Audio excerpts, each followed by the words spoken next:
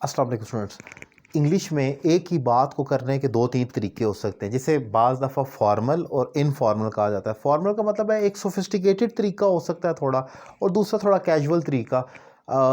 अगर तो आप अपने फ्रेंड्स में, दोस्तों में, सोशल मीडिया पर कोई पोस्ट कर रहे हैं तो आप इनफॉर्मली, जैसे भी गलत ठीक इंग्लिश भी, पंक्चुएशन भी ना हो, इवन चल सकता है। लेकिन अगर आप लेटर, एप्लीकेशन, ड्राफ्टिंग, एसे, प्रेसी वगैरह लिख रहे हैं तो फिर you need to be more formal, or and obviously you should be more accurate in terms of writing and grammar.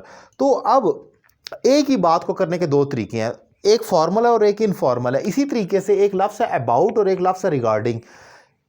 About एक कह लें कि इनफॉर्मल वे है, जनरल एक प्रपोजिशन है, आप इसका मतलब दोनों का लफ्ज़ी मतलब है मुतल्लिक।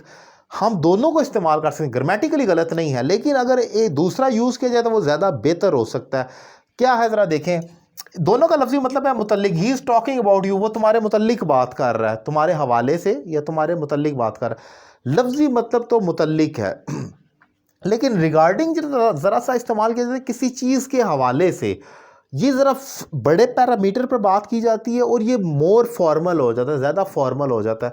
अब इसमें क्या है, जैसे there is something serious regarding you, तुम्हारे हवाले से कोई चीज़ बड़ी संजीदा है या कोई बड़ा मसला है।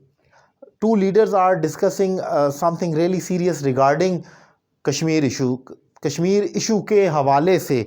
ठीक है, तो किसी भी चीज़ के जब हवाले से बात की जाए या उसके मुतल्लिक बात, या दोनों जगह पर आप यूज़ कर सकते हैं। अबाउट का एग्जैक्टली मीनिंग है रिगार्डिंग, गलत नहीं होगा, ये यूज़ कर लें यही कर लें, लेकिन यूजली रिगार्डिंग बड़े पैरामीटर पर, जब किसी बड़े पैमाने पर कोई चीज़ डिस्कस की जा रही है, उसके मुतल्लिक बात की जाए तो वहाँ रिगार्डिंग है। इंडिविजुअल्स की जब लोगों की बात की जाती है तो वहाँ अबाउट यूज़ होता है, या चीज़ों की, छोटी चीज़ों की। इसी तरीके से एक वर्ड और है टू और इन ऑर्डर टू, इसका भी कुछ ऐसा ही मामला है। टू आप, ये ऑब्वियसली इन्फिनेटिव है दोनों, आप इस्तेमाल करते हैं टू एक जनरल स्टेटमेंट देने के लिए, और ये एक लेस फॉर्मल है, इतना फॉर्मल नहीं है, इतना सॉफ्ट नहीं समझा जाता। और इन ऑर्डर टू ज़रा बात को ज़्यादा मज़े से कर दिया जाए, ज़रा सोफिस्टिकेटेड कर दिया जाए। लेटर आप लिख रहे हैं तो वहाँ पर आप टू की बजाय इन ऑर्डर टू लिखें तो ज़्यादा अच्छा है। फॉर एग्जाम्पल, मैंने एग्जाम्पल किया, ही वर्कड हार्ड, क्यों मेहनत की उसने, टू गेट सक्सेस, कामयाबी हासिल करने के लिए। तो मीनिंग एक ही है, कामयाबी हासिल करने, लेकिन दूसरा he worked hard in order to get success, कामयाबी हासिल करने की गर्ज से। इन ऑर्डर टू का लफ्जी मतलब तो ये हो सकता है इस गर्ज से, लेकिन हमें लफ्जी मतलब जो भी हो, दोनों एग्जैक्टली सेम है, एग्जैक्टली सेम मीनिंग देते हैं।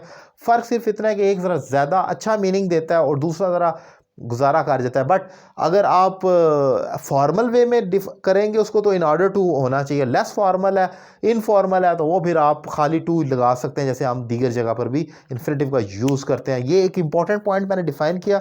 शॉर्ट ट्रिक आपको पसंद आई होगी। दीगर लेक्चर्स के लिए मेरा यूट्यूब चैनल सब्सक्राइब करें। Thank you very much.